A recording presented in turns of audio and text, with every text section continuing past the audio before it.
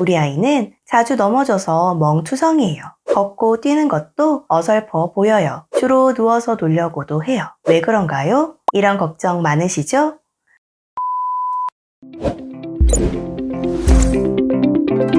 감통맥과 TV.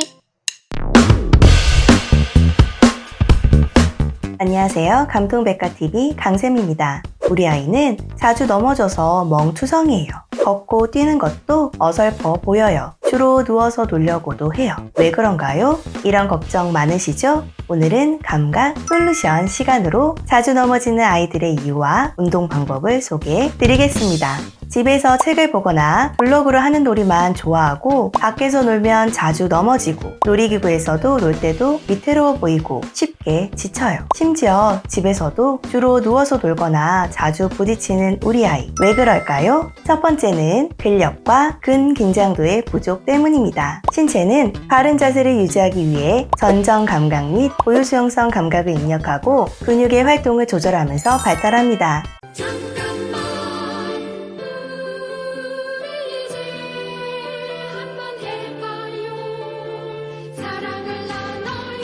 근력과 근긴장도라는 말 들어보셨죠? 근력이란 근육의 힘이에요. 근력이 없다는 것은 근육의 힘이 약한 것을 말합니다. 다른 이상이 없다고 해도 근력은 사용하지 않으면 점차 약해집니다. 근긴장도는 의식적으로 힘을 주지 않아도 아이의 몸이 스스로 근육의 힘을 조절하는 것을 말합니다. 근긴장도가 낮다고 하는 것은 근력이 낮은 것과는 다른 개념으로 놀이나 활동 시 아이가 몸을 잘 가누지 못하고 흐느적거리는 것처럼 보이는 것을 말합니다. 근긴장도는 무의식적으로 일정한 긴장을 유지하고 조절되고 있습니다. 우리가 특별히 힘을 주지 않아도 고든 자세를 유지하여 서 있는 것은 기립에 관계되는 근육의 긴장 때문인 것입니다. 만약 아이의 근긴장도가 낮다면 어떻게 될까요? 감통맥과 TV. 아이가 한 자세를 유지하기 힘들어할 뿐만 아니라 걷거나 움직일 때도 다른 아이들보다 더 많은 신경을 쏘느라 녹초가 될 수 있을 거예요. 근력이 약한 상태와 근긴장이 낮은 상태를 좀 더 쉽게 설명하려면 고무줄에 비유할 수 있어요. 근력이 약하다는 것은 고무줄이 얇아서 탄성이 약한 것에 비교할 수 있고, 근긴장도가 낮다는 것은 굵기와 상관없이 늘어져서 탄성이 없는 고무줄로 생각하시면 이해가 되실 것입니다.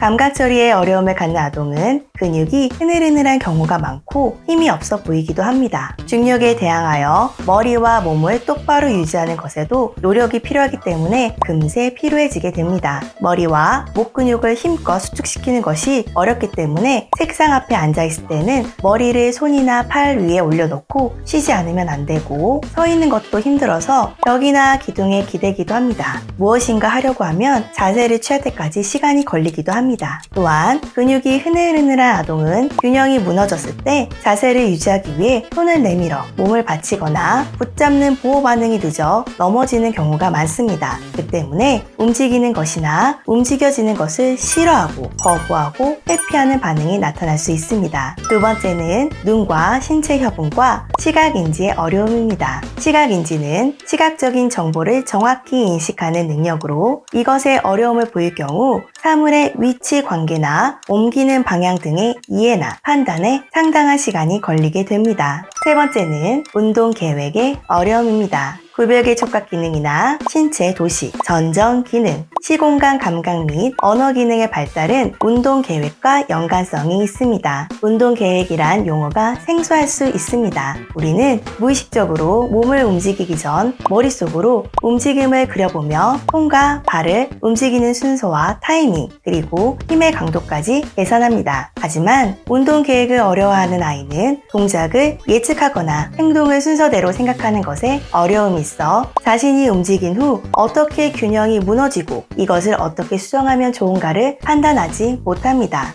이 때문에 처음부터 움직이는 것을 회피하거나 움직여지는 것을 싫어하게 됩니다. 그렇다면 어떻게 해주면 좋을까요? 감통맥과 PB. 첫 번째로 근육에 힘을 기를 수 있는 활동을 지속적으로 해주세요. 놀이를 통해 코어를 기를 수 있는 활동을 지속적으로 해줘야 합니다. 감동백과TV에서 소개해드린 활동 중 짐볼과 밸런스 쿠션을 활용한 코어 활동, 페트병을 활용한 운동과 다양한 자세 걷기, 라텍스 밴드 활동을 추천합니다. 그리고 야외 활동으로 등산이나 계단 운동도 도움이 많이 됩니다. 두 번째로 시각 인지에 도움이 되는 활동과 정서적 지지를 도와주세요. 다양한 장애물 활동을 통해 눈과 신체를 협응하는 활동이 도움이 됩니다. 감동백과TV에서 소개해드린 활동 중 백업을 이용한 활동과 테이프 놀이, 종이놀이, 종이컵 놀이를 다양하게 해보세요. 어떤 활동을 만들었을 때 아이는 사물의 위치 관계나 옮기는 방향 등을 이해하고 판단하는 데 시간이 많이 걸릴 거예요. 부모님은 이런 모습을 보면서 초조하고 답답하면서 걱정되시죠? 하지만 아이는 이미 최대한 노력을 하고 있는 것입니다. 이럴 때 꾸짖으면 자신감이나 자발성은 키워줄 수 없습니다. 우선 아이가 어느 정도 노력하고 있는가를 이해해주는 것이 중요합니다. 세 번째로 다양한 자세의 움직임을 통해 운동 계획 활동을 경험시켜 주세요. 운동 계획을 촉진하는 기본적인 것으로는 평형 반응이나 굽힘 자세, 펴기 자세의 발달입니다. 그네 타기, 매트 활동 등이 도움이 됩니다. 전신을 사용하는 촉각놀이나 터널, 골이 빠져나가기 등 자기 몸의 크기를 이미지화하는 것과 같은 활동도 운동 계획 능력을 발달시키는 데 도움이 됩니다. 그 외에도 트램폴린, 줄넘기, 평균대, 사다리 같은 순서가 필요한 활동과 다양한 소근육 활동도 운동 계획 능력을 향상시키는 데 도움이 됩니다. 감동백과TV에서 소개해드린 활동 중 백업을 이용한 터널 활동, 림보 활동, 소근육 발달 놀이, 양측 협응 놀이, 매트 운동을 추천드립니다. 다양한 사물에 맞추어 몸을 사용하는 경험을 통하여 얻는 성취감은 아이의 자존감이나 자신감 형성에도 많은 영향을 줄 수 있습니다. 부모님과 함께 놀이를 할 때는 먼저 시범을 보여주며 미리 예측할 수 있도록 해주시면 아이와 즐겁게 놀이할 수 있을 것입니다.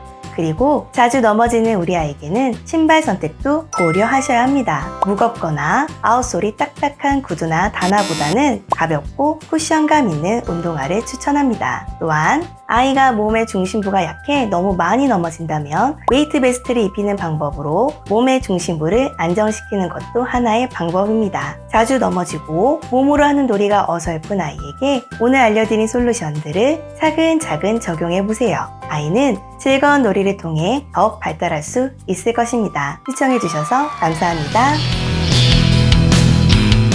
구독, 좋아요 꾹꾹 눌러주시고요. 다음 시간에 다시 만나요. 안녕.